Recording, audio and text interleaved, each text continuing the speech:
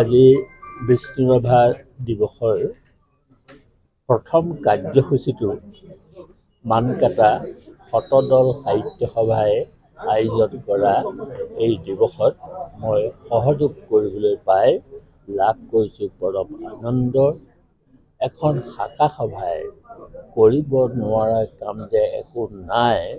মানকটা শতদল শাখা সাহিত্য সভাই এক বিদ্যাধনিক আৰু এটা শিল্পীসুলভ পৰিৱেশৰ মাজত কুশল কোঁৱৰদেৱৰ এই চিফুং ইনত সকলো সমবেত হৈ আজি যি কাৰ্যসূচী ৰূপায়ণ কৰিলে এইটো সঁচাকৈয়ে বৰ আন্তৰিকতাৰে কৰিছে।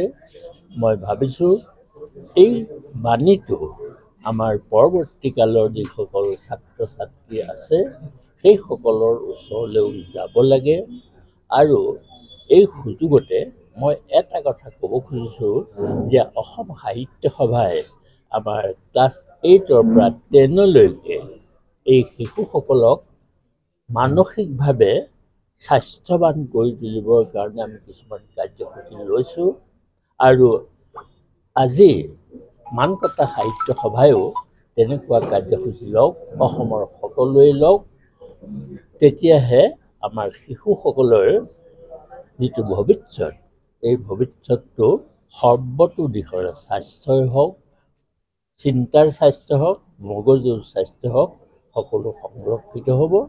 বিষ্ণুৰাভাৰ জীৱনে আমাক মানসিকভাৱে স্বাস্থ্যৱান কৰাৰ লগতে আমাক অসমীয়া জাতীয়তাবাদৰ কথা, অসমীয়া জাতীয়তাবাদৰ মাজেদি ভাৰতীয় মহাজাতীয়তাবাদৰ কথা, ভাৰতীয় মহাজাতীয়বাদীৰ মাজেদি আমি বিশ্ব মানৱতাৰ কথাও অসমৰ শিশুৱে সময়ত ভাবিব লাগিব।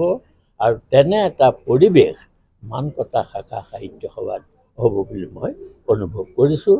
আৰু এতিয়া মই মাৰ্ঘেৰিটালৈ যামগৈ।